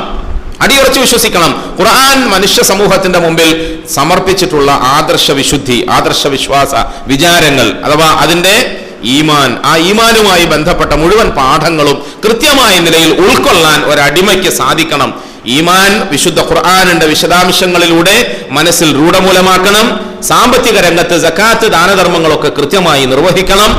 അതുപോലെ തഖ്വയോടുകൂടി സ്വന്തം ജീവിതത്തെ മുമ്പോട്ട് നയിക്കുകയും വേണം. ഈ 3 ക്വാളിറ്റി ഉണ്ടെങ്കിൽ ആപ്ലിക്കേഷൻ സമർപ്പിക്കാനുള്ള യോഗ്യത നിങ്ങൾക്കുണ്ട് എന്നാണ് വിശുദ്ധ ഖുർആൻ പറയുന്നത്. ഇത് 3 ഉണ്ടായാൽ അല്ലാഹുമ്മ അർഹംനി യാ അർഹമർ റഹീമീൻ, അല്ലാഹുമ്മ അർഹംനി യാ അർഹമർ റഹീമീൻ എന്ന് അപേക്ഷിക്കാം. ആ ആപ്ലിക്കേഷൻ നമുക്ക് സമർപ്പിക്കാം. ഇതാണ് ഖുർആൻ പറയുന്നത്. റസൂലുള്ളാഹി സ്വല്ലല്ലാഹു അലൈഹി വസല്ലമ തങ്ങൾ പറയുന്നു, ഇങ്ങനെ ആപ്ലിക്കേഷൻ സമർപ്പിച്ച ഒരു അടിമയെ സംബന്ധിച്ചിടത്തോളം എത്രത്തോളം അത് പാസ്സാകും എന്നതിനെ സംബന്ധിച്ച് വിലയിരുത്താൻ നിങ്ങൾക്ക് ഞാൻ ചില ഉപമകൾ പറഞ്ഞു തരാം, അല്ലെങ്കിൽ ഉപാധികൾ പറഞ്ഞു തരാം. നബി തങ്ങൾ പറഞ്ഞു, ഇർഹമു മൻ ഫിൽ അർദ് യർഹമുക്കും മൻ ഫിസ് സമാ. ഇർഹമു മൻ ഫിൽ അർദ് യർഹമുക്കും മൻ ഫിസ് സമാ. നിങ്ങൾ ആകാശത്തുള്ള അല്ലാഹുവിനോട് റഹ്മത്ത് തരണേ എന്നല്ലേ ചോദിക്കുന്നത്, റഹ്മത്ത് തരണേ എന്നല്ലേ പ്രാർത്ഥിക്കുന്നത്? അങ്ങനെ ആകാശത്തിലുള്ളവൻ നിങ്ങളുടെ ഈ അപേക്ഷ സ്വീകരിച്ചുകൊണ്ട് നിങ്ങൾക്ക് റഹ്മത്ത് തരണമെങ്കിൽ ഇർഹമു മൻ ഫിൽ അർദ്, നിങ്ങളോടൊപ്പം ഭൂമിയിലുള്ള ആളുകൾക്ക് നിങ്ങൾ റഹ്മത്ത് ചെയ്യൂ. അത് കണ്ടിട്ട് വേണ്ടേ പടച്ചവൻ നിനക്ക് ഇങ്ങോട്ട് റഹ്മത്ത് തരാൻ. നീ ഒന്നും ചെയ്യൂല, നീ ഒന്നും കൊടുക്കൂല, നീ ആർക്കും ഒരു ഉപകാരവും ചെയ്യില്ല. ഒരാൾക്ക് ഉപകാരപ്രദമായ നിലയിൽ നിന്റെ ചുണ്ടോ നാവോ പോലും അനക്കാനുള്ള ആ ഒരു വിശാല മനസ്ഥിതി പോലും നിനക്കില്ല. എന്നിട്ട് പള്ളിയിൽ വന്നിരുന്ന അല്ലാഹുമ്മ റഹംനി അല്ലാഹുമ്മ റഹംനി എന്ന് പറഞ്ഞാൽ പടച്ചവൻ തിരിഞ്ഞു നോക്കൂല എന്ന് പടച്ചവന്റെ റസൂൽ സല്ലല്ലാഹു അലൈഹി വസല്ലം നമ്മെ പഠിപ്പിക്കും. ചില ആളുകളുണ്ട്, അവരുടെ മാന്യതയും അവരുടെ പേഴ്സണാലിറ്റിയും അവരുടെ വ്യക്തിത്വവും ഒക്കെ കാത്തു സൂക്ഷിക്കാൻ വേണ്ടി ആരോടും ഒന്നും പറയില്ല. ഒരാൾക്കും ഒരു ഉപകാരവും ചെയ്യില്ല. ഒരു ഉപകാരവും ചെയ്താൽ അയാൾക്ക് നഷ്ടം വരാനൊന്നുമില്ല. ആരെങ്കിലും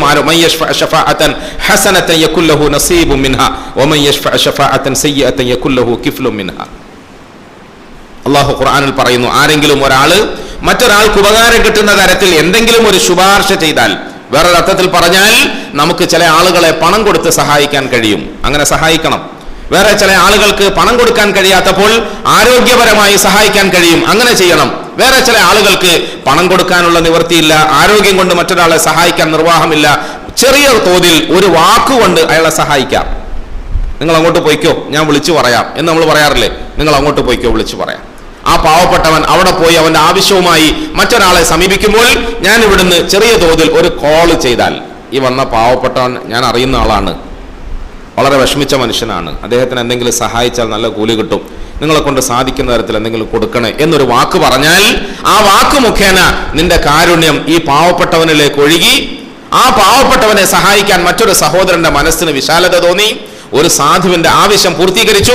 ഇങ്ങനെ ഒരുപക്ഷെ പണം കൊടുത്ത് സഹായിക്കാൻ നിർവാഹമില്ലാത്ത, ആരോഗ്യം കൊണ്ട് സഹായിക്കാൻ നിർവാഹമില്ലാത്ത നീ നിന്റെ വായിൽ നിന്നും പുറത്തു വരുന്ന ഒരു വാക്കുകൊണ്ടൊരു ഉപകാരം ചെയ്തിട്ട് അടിമകളോട് കൃപ കാണിച്ചിട്ട്, അള്ളാഹുവേ എനിക്ക് നീ കൃപ ചെയ്യണമേ എന്ന് പറഞ്ഞാൽ നിന്നോട് അള്ളാഹു റഹം ചെയ്യുമെന്ന് മുഹമ്മദ് മുസ്തഫ സല്ലല്ലാഹു.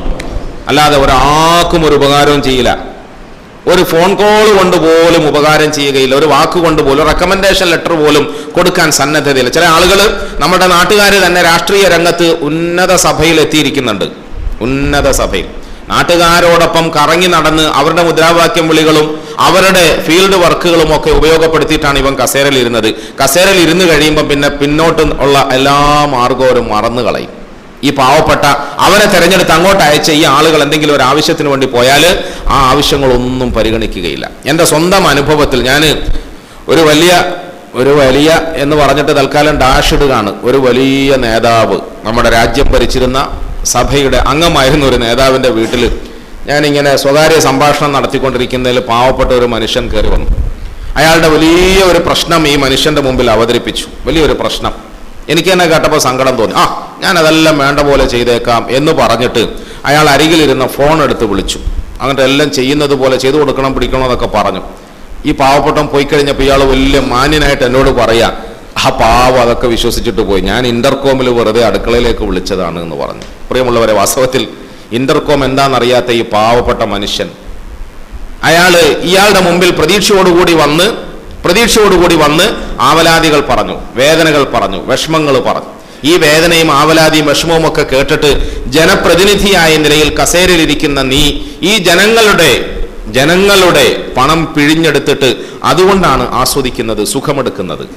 നമ്മുടെ നാട്ടിലെ ഒരു മന്ത്രി എന്നെ ചായ സൽക്കാരത്തിന് വീട്ടിലേക്ക് ക്ഷണിച്ചു. ഞാൻ പറഞ്ഞു, നിങ്ങൾ അധികാരത്തിലിരിക്കുന്നിടത്തോളം കാലം നിങ്ങളുടെ ചായ സൽക്കാരം ഹലാലാവുമെന്ന് സംശയമാണ്, അതുകൊണ്ട് തൽക്കാലം ഞാൻ അതിനില്ല. അദ്ദേഹം വളഞ്ഞു, കുറേ മൂല്യന്മാർ നമ്മളെ കാണാൻ വേണ്ടി കാത്തു നിൽക്കുന്നു, ഇതെന്തൊരു മുസ്ലിയാരാ, നമ്മൾ നിർബന്ധിച്ചിട്ട് നമ്മുടെ വീട്ടിലേക്കൊന്ന് വന്നൂടെ. എൻ്റെ പ്രിയമുള്ളവരെ, വാസ്തവത്തിൽ ഞാൻ സാന്ദർഭികമായി പറഞ്ഞു പോയതാണ്. ചില ആളുകളുണ്ട്, ഇർഹമു മൻ ഫിൽ അർദ് യർഹമുക്കും മൻ ഫിസ് സമാ. നിന്റെ കീശയിൽ നിന്നും നീ നാട്ടുകാർക്കൊന്നും കൊടുക്കണ്ട, നിന്റെ കുടുംബസ്വത്തിൽ നിന്നും നീ നാട്ടുകാർക്കൊന്നും കൊടുക്കണ്ട, നിന്റെ കയ്യിൽ നിന്നും ഒരു കാശ് പോലും നീ കൊടുക്കണ്ട, കൊടുക്കുകയുമില്ല. അങ്ങനെ കൊടുത്തവരൊന്നും അധികാര കസേരയിൽ ഇരുന്നിട്ടുമില്ല.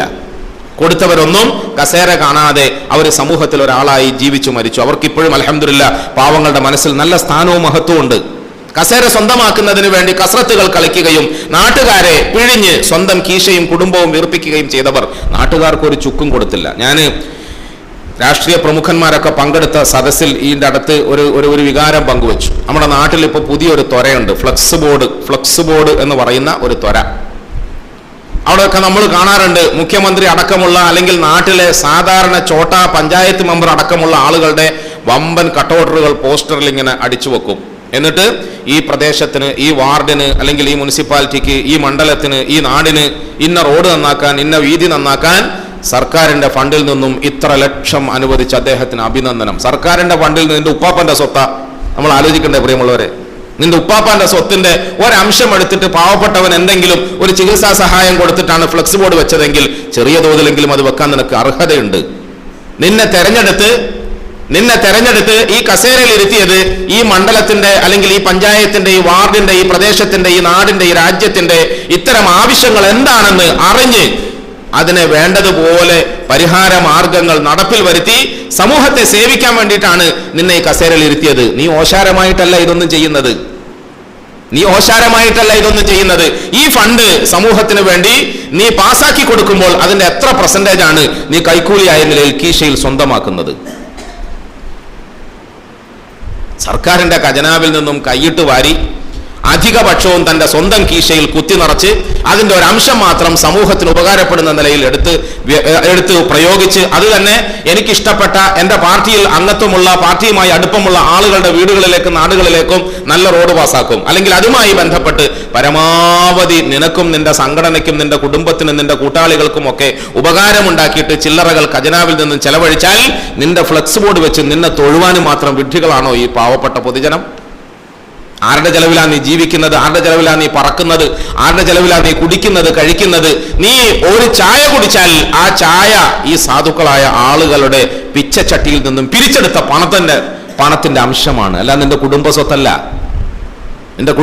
പ്രിയമുള്ളവരെ, പൊതുസമൂഹത്തിന്റെ പൊതുസംഘടനകളുടെ ഏതെങ്കിലും ഫംഗ്ഷനുകളിൽ പങ്കെടുക്കാൻ വേണ്ടി പോയാൽ ഞാൻ നിങ്ങളോട് തുറന്നു പറയട്ടെ, അവിടെ നടക്കുന്ന പരിപാടികളിൽ നിന്ന് ഞാൻ ചായ കുടിക്കാറില്ല. അവിടെ വിതരണം ചെയ്യുന്ന ബിസ്ക്കറ്റ് ഞാൻ തിന്നാറില്ല. കാരണം ഇതൊന്നും അവരുടെ കുടുംബസ്വത്തിൽ നിന്നുള്ളതല്ല. എന്നാൽ ഏതെങ്കിലും നമുക്ക് അടുത്തറിയുന്ന ചില സംഘടനകളുണ്ട്, അല്ലെങ്കിൽ ചില പ്രത്യേക കമ്മിറ്റികളുണ്ട്, അവരോട് ഞാൻ അന്വേഷിക്കും. ഇത് അംഗങ്ങൾ അവരുടെ കീശയിൽ നിന്ന് ചെലവഴിക്കുന്നതാണെങ്കിൽ മാത്രമേ കുടിക്കൂ, തിന്നൂ. ആരാന്റെ പണം എടുത്തിട്ട് ചായ കുടിക്കാൻ എനിക്കെന്ത് അവകാശമാണ്? അള്ളാഹു തആല മനസ്സിലാക്കാൻ തൗഫീഖ് തരുമാറാകട്ടെ. യാദൃച്ഛികമായി ഒരു വിഷയം പടച്ചോൻ എന്നെ കൊണ്ട് പറയിപ്പിച്ചതാണ്, ഞാൻ പറഞ്ഞു പോയതാണ് എന്ന് പറയുന്നതിനേക്കാളും ശരി ഇങ്ങനെ പറയലാണ്. ഇന്ന് സമൂഹത്തിൽ നടമാടിക്കൊണ്ടിരിക്കുന്ന ചില ട്രെൻഡുകൾ, ചില ത്വരകൾ, അത് നമ്മൾ തിരിച്ചറിയണം. അതുകൊണ്ട് ഇങ്ങനെ ഫ്ലെക്സ് ബോർഡ് വെച്ചുകൊണ്ട് ആളുകളെ കൊണ്ട് നിന്നെ തൊഴിപ്പിക്കാനും നിന്റെ മുമ്പിൽ സല്യൂട്ട് അടിപ്പിക്കാനും നിർബന്ധിതരാക്കുമ്പോൾ നീ ഒരു കാര്യം ഓർമ്മ വെക്കണം, നിന്റെ കുടുംബസ്വത്തിന്റെ അംശമല്ല ഇതിനു വേണ്ടി ചെലവാക്കിയത്. ഈ ഫ്ലെക്സ് ബോർഡ് ഇങ്ങനെ നാടൊട്ടാകെ നീട്ടി ഒട്ടിക്കുന്നതിന് വേണ്ടി ചെലവഴിച്ച പണം ഏതെങ്കിലും പാവപ്പെട്ട ക്യാൻസർ രോഗിക്ക് കൊടുത്തിരുന്നെങ്കിൽ അവൻ മരുന്ന് വാങ്ങി തിന്നൂലേ? എന്തിനാ നിന്റെ ബോർഡ് ഇങ്ങനെ പ്രദർശിപ്പിക്കുന്നത്? രാഷ്ട്രീയക്കാരുടെ പ്രമുഖന്മാരായ ആളുകൾ നമ്മളെ സമീപിക്കാറുണ്ട് പിരിവിന് വേണ്ടി. ചില ആളുകൾ വന്നിട്ട് പറയുന്ന അവരുടെ മഹാത്മ്യങ്ങൾ കേൾക്കുമ്പോൾ ഞാനൊരു പ്രാവശ്യം വളരെ വ്യക്തമായി അത്തരം പ്രമുഖരോട് പറഞ്ഞു, നിങ്ങളെ ഈ കസേരയിൽ ഇരുത്തുന്നതിന് വേണ്ടിയിട്ട് നാട്ടുകാർ പണം പിരിച്ചു തരിക എന്ന് പറയുന്നത് ഏറ്റവും വൻപാപമാണ്. പകരം ഇവിടെ നാട്ടിൽ എത്ര പേരാണ് ക്യാൻസർ രോഗം കൊണ്ട് പൊളയുന്നത്, വേദന കൊണ്ട് വിഷമിക്കുന്നത്, മരുന്ന് വാങ്ങാൻ നിർവാഹമില്ലാതെ, ഡയാലിസിസ് ചെയ്യാൻ നിർവാഹമില്ലാതെ കിടന്ന് കഷ്ടപ്പെടുന്നത്. നിങ്ങൾക്ക് തരുന്ന പണം ആ പാവങ്ങൾക്ക് കൊടുക്കലാണ് പുണ്യം. അതുകൊണ്ട് നിങ്ങൾക്ക് തരുന്നത് തെറ്റാണ് എന്ന് ഞാൻ ഫത്വ പറയുന്നു. പിന്നെ നിർവാഹമില്ല, നിവൃത്തിയില്ല. ഇന്തിഫാഉൽ ദറർ എന്നൊരു മസാലയുണ്ട്. ആ മസാലയുടെ അടിസ്ഥാനത്തിൽ ഇവരൊക്കെ നമ്മൾ തൂറ്റിപ്പോറ്റുകയാണ്. പോട്ടെ പ്രിയമുള്ളവരെ, ഞാൻ പറഞ്ഞു വന്നത് പരിശുദ്ധ ഖുർആനിന്റെ വ്യാഖ്യാനക്കുറിപ്പിൽ അഷ്റഫുൽ ഖൽഖ് സല്ലല്ലാഹു അലൈഹി വസല്ലം പറഞ്ഞു, ഇർഹമു മൻ ഫിൽ അർദ് യർഹമുക്കും മൻ ഫിസ് സമാ. നിങ്ങൾ അല്ലാഹുവിനോട് റഹ്മത്ത് തരണേ എന്ന് ചോദിക്കുമ്പോൾ ആ റഹ്മത്ത് കിട്ടുന്നതിന് മുമ്പ് നീ നിന്നോടൊപ്പമുള്ള ഈ പാവങ്ങളോട് ചെറിയ തോതിലെങ്കിലും ഒരു കൃപ കാണിക്കൂ, റഹ്മത്ത് കാണിക്കൂ. എന്നാലല്ലേ നിന്നോട് നിന്റെ റബ്ബ് കൃപ കാണിക്കാൻ തോന്നുകയുള്ളൂ എന്ന് റസൂലുള്ളാഹി സ്വല്ലല്ലാഹു. ഭൂമിയിലുള്ളവരോട് നിങ്ങൾ കരുണ കാണിക്കുക, എന്നാൽ ആകാശത്തിലുള്ളവർ നിങ്ങളോട് കരുണ കാണിക്കും. പ്രിയമുള്ളവരെ, ഈ കരുണ നമ്മളുടെ മനസ്സിൽ നിറഞ്ഞു നിൽക്കണം. ആ കരുണ എല്ലാവർക്കും വകവെച്ചു കൊടുക്കാനുള്ള സന്മനസ്സും വിശാലതയും നമുക്കൊക്കെ ഉണ്ടാകണം. ആ കരുണ ആ തരത്തിൽ വിതരണം ചെയ്യാനുള്ള സന്നദ്ധത നമ്മൾ പ്രകടിപ്പിക്കുമ്പോൾ അള്ളാഹു നമ്മളിൽ കനിയും. അവനാണ് ഈ റഹ്മത്തിന്റെ 10 ദിവസക്കാലം പടച്ചവന്റെ ഭാഗത്തു നിന്നും കാരുണ്യം ലഭിക്കുക എന്ന് നമുക്ക് വ്യക്തമായി സ്പഷ്ടമായി തെളിച്ചു പറയാൻ കഴിയും. അള്ളാഹു മനസ്സിലാക്കാൻ എനിക്ക് നിങ്ങൾക്ക് തൗഫീഖ് തരുമാറാകട്ടെ. റസൂലുള്ളാഹി സ്വല്ലല്ലാഹു അലൈഹി വസല്ലമ തങ്ങൾ പറഞ്ഞ കാരുണ്യം ഭൂമിയിലുള്ള എല്ലാവരോടുമാണ്. നിങ്ങൾ നിങ്ങളുടെ മക്കളെ സ്നേഹിക്കണം, മക്കളോട് കരുണ കാണിക്കണം. അത് മതത്തിന്റെ ഭാഗമാണ്, അത് ദീനിന്റെ ഭാഗമാണ്. ചില ആളുകൾ മക്കളുടെ മുമ്പിൽ സദ്ദാം ഹുസൈനായി അഭിനയിക്കാറുണ്ട്. എന്നാലേ വാപ്പയാവൂ എന്നൊരു ധാരണ ചില ഉപ്പമാർക്കുണ്ട്, അല്ലേ? ചില ഉപ്പമാർക്ക് അങ്ങനെ ഒരു തെറ്റായ ധാരണയുണ്ട്. അങ്ങനെ അടക്കി ഭരിക്കുന്ന സ്വച്ഛാധിപതിയായ ഒരു കുടുംബ സാമ്രാജ്യത്തിന്റെ അധിപനായി വാണരുളിയാൽ മാത്രമേ ഉള്ളൂ ഉപ്പ എന്ന് കേൾക്കുമ്പോൾ മക്കൾ വേടിച്ച് വറക്കി വന്നൊരു തെറ്റിദ്ധാരണ പാടില്ല. റസൂൽ സല്ലല്ലാഹു അലൈഹി വസല്ലമ തങ്ങൾ മക്കളുടെ മനസ്സിൽ കാരുണ്യം തുളുമ്പുന്ന ഒരു പ്രതീകമായി ബാപ്പ എന്നെ അവതരിപ്പിക്കാനാണ് പഠിപ്പിച്ചത്. അവർക്ക് എന്നെ കാണുമ്പോൾ ആശ്വാസം തോന്നണം, സമാധാനം തോന്നണം, സ്നേഹം തുളുമ്പണം. അവരുടെ പെരുമാറ്റത്തിൽ, നമ്മൾ അവരോടുള്ള പെരുമാറ്റത്തിൽ അങ്ങനെ ഒരു കാരുണ്യം പ്രകടിപ്പിക്കാൻ കഴിയണം. അഷ്റഫുൽ ഖൽഖായ താഹ റസൂൽ സല്ലല്ലാഹു അലൈഹി വസല്ലം പള്ളിയിൽ വരുമ്പോൾ നാട്ടുകാർക്ക് പ്രവാചകനാണ്, പ്രബോധകനാണ്, ഖതീബാണ്, ഖാദിയാണ്, സർവ്വസൈന്യാധിപനാണ്, മദീന സാമ്രാജ്യത്തിന്റെ പ്രസിഡന്റ് ഒക്കെയാണ്. പക്ഷെ പുണ്യ റസൂൽ സല്ലല്ലാഹു അലൈഹി വസല്ലം മക്കളും പേരക്കിടാങ്ങളും അടങ്ങുന്ന കുടുംബത്തിന്റെ ഉള്ളിലേക്ക് കടന്നു ചെന്നാൽ, ആരാന്റെ മക്കളാണെങ്കിൽ പോലും കൊച്ചു കുട്ടികളുടെ ഇടയിലേക്ക് കടന്നു ചെന്നാൽ നബി തങ്ങൾ സല്ലല്ലാഹു അലൈഹി വസല്ലം എത്ര ലോല മനസ്കനാകും പ്രിയമുള്ളവരെ, എത്ര ലോല മനസ്കനാകും. തങ്ങളുടെ സ്വഭാവം, തങ്ങളുടെ പെരുമാറ്റം മഹനീയമാണ്. നമുക്ക് അവിടെയൊന്നും റസൂൽ സല്ലല്ലാഹു അലൈഹി വസല്ലം തങ്ങളെ ഒരു ഉഗ്രജീവിയായി കാണാൻ കഴിയുകയില്ല. അഖ്റ ഇബ്നു ഹാബിസ് റളിയല്ലാഹു അൻഹു അറാബിയാണ്, ഗ്രാമവാസിയാണ്. പട്ടണ പ്രദേശങ്ങളിലെ പൊതു നാഗരികതകളൊന്നും അദ്ദേഹത്തിന് ഇനിയും തിരിച്ചറിഞ്ഞിട്ടില്ല. ഒരു ദിവസം യാദൃച്ഛികമായി അദ്ദേഹം റസൂൽ സല്ലല്ലാഹു അലൈഹി വസല്ലം തങ്ങളുടെ വീട്ടിലിരിക്കുകയായിരുന്നു. തങ്ങളുടെ മടിയിലേക്ക് ഒരു നാട്ടിലെ പ്രമുഖനായ വ്യക്തി വന്ന് നബി തങ്ങൾ സല്ലല്ലാഹു അലൈഹി വസല്ലം തങ്ങളോട് സംഭാഷണം നടത്തിക്കൊണ്ടിരിക്കുക അല്ലേ. മീറ്റിംഗിലാണ്, ഇപ്പൊ മിണ്ടാൻ കഴിയില്ല, ഇപ്പൊ ഫോൺ എടുക്കാൻ കഴിയില്ല, ഇപ്പൊ മക്കൾ ഇങ്ങോട്ട് വന്നാൽ അവരോട് ഒരു നല്ല വാക്ക് പറയാനൊന്നും കഴിയില്ല. അങ്ങനത്തെ നമ്മൾ നല്ല സെറ്റപ്പിലും ഗെറ്റപ്പിലും ഇരിക്കുന്ന വേളയിൽ കൊച്ചു കുഞ്ഞുങ്ങൾ ഹസൻ ഹുസൈൻ റളിയല്ലാഹു അൻഹുമ തങ്ങളുടെ അരികിലേക്ക് കടന്നു വന്നു. നബി തങ്ങൾ സല്ലല്ലാഹു അലൈഹി വസല്ലം അവരെ സ്നേഹവാത്സല്യത്തോടെ വാരിയെടുത്തു, മാറോട് ചേർത്ത് പിടിച്ചു. അവരുടെ കവിളുകളിൽ നബി തങ്ങൾ ആഞ്ഞാഞ്ഞ് ചുടു ചുംബനം അർപ്പിച്ചുകൊണ്ട് ഉമ്മ വെച്ചുകൊണ്ടേയിരുന്നു. ഇത് കണ്ടപ്പോൾ ആ സഹാബി, ആ മനുഷ്യൻ അത്ഭുതപ്പെട്ടുകൊണ്ട് ചോദിച്ചു, എന്തായി കാണുന്നത്? നിങ്ങൾ മക്കളെ ഉമ്മ വെക്കുവോ, മക്കളെ ചുംബിക്കുവോ? ഞാൻ എന്തായി കാണുന്നത് എന്ന് ചോദിച്ചു. റസൂലുള്ളാഹി സ്വല്ലല്ലാഹു അലൈഹി വസല്ലം തങ്ങൾ പറഞ്ഞു, പിന്നെ ഞങ്ങൾ ചുംബിക്കാതെ മക്കളെ അല്ലാണ്ട് വേറെ ആരാ നമ്മൾ ചുംബിക്കേണ്ടത്? അദ്ദേഹം അത്ഭുതത്തോടുകൂടി പറഞ്ഞു, നബിയെ സല്ലല്ലാഹു അലൈഹി വസല്ലം, എനിക്ക് 10 മക്കളുണ്ട്, എനിക്ക് 10 മക്കളുണ്ട്, ഇന്ന് വരെ ഞാൻ ഒറ്റ ഒരുത്തനെയും ഉമ്മം വെച്ചിട്ടേ ഇല്ല എന്ന് പറഞ്ഞു. വലിയ ക്രെഡിറ്റ് ആയിട്ട് പറയാം അദ്ദേഹം.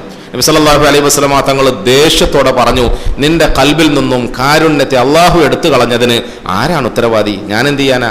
നിന്റെ കൽബിൽ നിന്നും കാരുണ്യത്തെ അള്ളാഹു എടുത്തു കളഞ്ഞതിന് ആരാണ് ഉത്തരവാദി? അതിന് ഞാൻ എന്ത് ചെയ്യാനാ?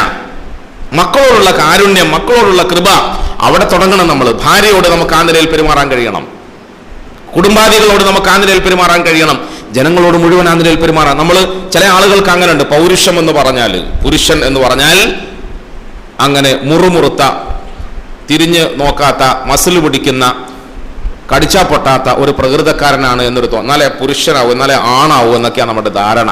അങ്ങനെയല്ല ആണാകേണ്ടത്. ആണാണെന്ന് നമ്മളല്ല കാണിക്കേണ്ടത്, ആണാണെന്ന് അവരാണ് അംഗീകരിക്കേണ്ടത്. അവിടെയാണ് നമ്മൾ തിരിച്ചറിവില്ലാതെ പോകുന്നത്. ആണാണെന്ന് നമ്മളല്ല പ്രദർശിപ്പിക്കേണ്ടത്, ആണാണ് എന്ന സത്യം നമ്മളുടെ പെരുമാറ്റത്തിലൂടെ അവര് തിരിച്ചറിയണം, അവർക്ക് ബോധ്യം വരണം അല്ലേ.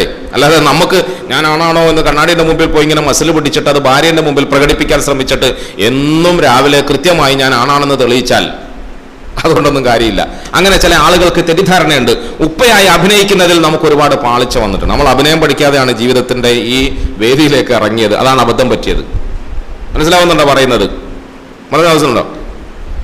അതുപോലെ ഭർത്താവായി അഭിനയിക്കാനുള്ള അറിവ് നമുക്കില്ല, അത് പഠിക്കാതെയാണ് നമ്മൾ കല്യാണം കഴിച്ചിട്ട് വിവാഹ ബന്ധത്തിലേക്ക് ഇറങ്ങിയത്. പ്രിയമുള്ളവരെ, വാസ്തവത്തിൽ നമ്മൾ ഉപ്പയാകുമ്പോൾ നല്ല ഉപ്പയാകണം, ഭർത്താവാകുമ്പോൾ നല്ല ഭർത്താവാകണം.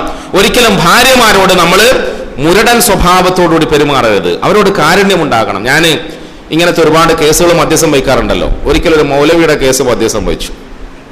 എത്ര പറഞ്ഞിട്ട് ശരിയാവുന്നില്ല. സാധാരണക്കാരനെ നമുക്ക് ഹദീസും ആയത്തും സ്വർഗവും നരകവും ഒക്കെ പറഞ്ഞ് പേടിപ്പിക്കാം. സാധാരണ അങ്ങനെ മധ്യസ്ഥം വഹിക്കുമ്പോൾ എനിക്ക് ഭയങ്കര എളുപ്പമാണ്. ഉസ്താദിന്റെ മുമ്പിൽ വരുമ്പോഴേക്ക് തന്നെ ചിലപ്പോൾ സംഗതി എല്ലാം ക്ലിയർ ആയിട്ടുണ്ടാവും.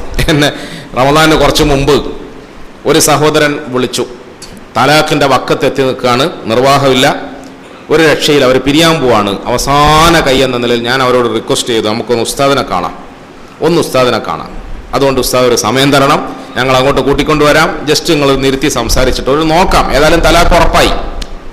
ഞാൻ ആ ഭർത്താവിനോടും ഭാര്യയോടും വരാൻ വേണ്ടിയിട്ട് പറഞ്ഞിടം പോലെ എനിക്ക് ഒപ്പറാളാണ്. സാധാരണ അങ്ങനെയാണ്. പടച്ചവനെ, ഈ കേസ് നമ്മൾ എങ്ങനെ കൈകാര്യം ചെയ്യും? അല്ലാഹുവേ, ഞാൻ പള്ളിയിലേക്ക് ഇങ്ങനെ നടന്നു വരുമ്പോൾ ദുആ ചെയ്ത് അങ്ങനെ ഈ സഹോദരിയും വന്നു.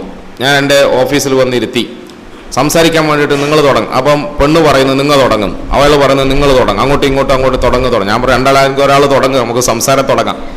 കുറേ നേരം കഴിഞ്ഞപ്പോൾ ഈ മനുഷ്യൻ പറഞ്ഞു, ഉസ്താദേ, സത്യം പറഞ്ഞാൽ നിങ്ങളെ വിളിച്ച് 5 മിനിറ്റ് കഴിഞ്ഞപ്പം എൻ്റെ മനസ്സങ്ങനെ മാറി. അൽഹംദുലില്ലാഹ്, എനിക്കൊരു പ്രശ്നവും ഇല്ല. 5 മിനിറ്റ് കഴിഞ്ഞപ്പം ഇവൾ എന്നെ ഫോണിൽ വിളിച്ചിട്ട് പറഞ്ഞ് എന്നോടെല്ലാം മാപ്പാക്കണം, എൻ്റെ മനസ്സും മാറി. ഞങ്ങൾ രണ്ടുപേരുടെ മനസ്സും അൽഹംദുലില്ലാ നന്നായി മാറി. ഇനി ഞങ്ങൾക്കൊന്നും പറയാനില്ല. കുറച്ച് മുമ്പ് വരെ ഞങ്ങൾ രണ്ടുപേരും അങ്ങോട്ടും ഇങ്ങോട്ടും ഭയങ്കര പരാതിയായിട്ടാണ് ഉസ്താദിനെ വിളിച്ചത്.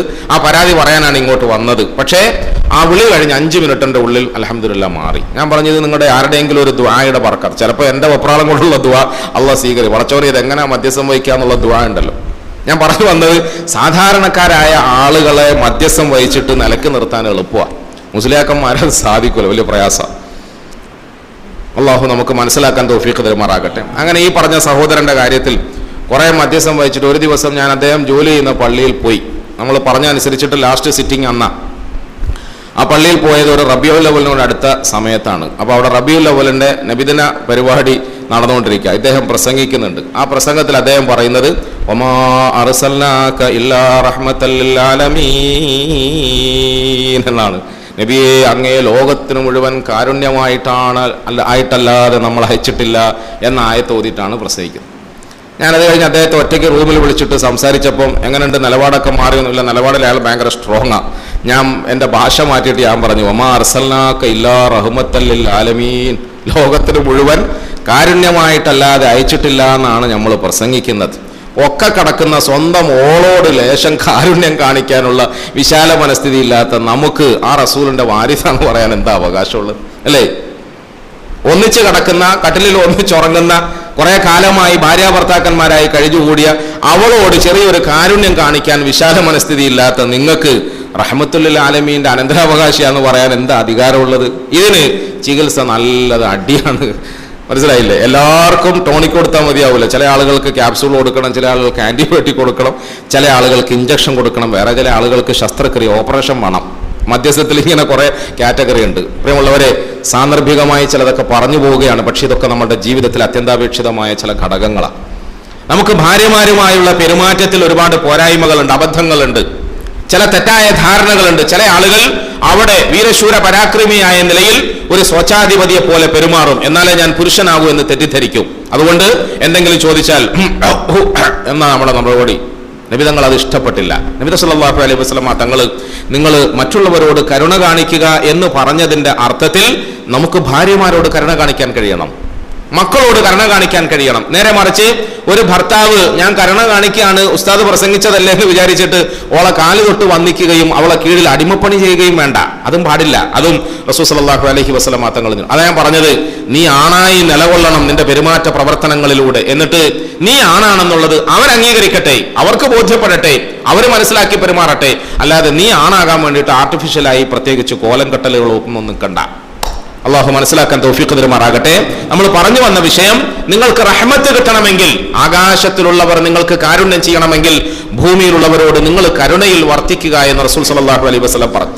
നമ്മുടെ മക്കളോട് നമ്മൾ കരുണ കാണിക്കണം, ഭാര്യമാരോട് നമ്മൾ കരുണ കാണിക്കണം, അയൽവാസികളോട് കരുണ കാണിക്കണം, നമ്മളുടെ കീഴിൽ ജോലി ചെയ്യുന്ന ആളുകളോട് നമ്മൾ കരുണ കാണിക്കണം. മുതലാളിമാര് തൊഴിലാളിമാരോട് നല്ല നിലയിൽ പെരുമാറണം.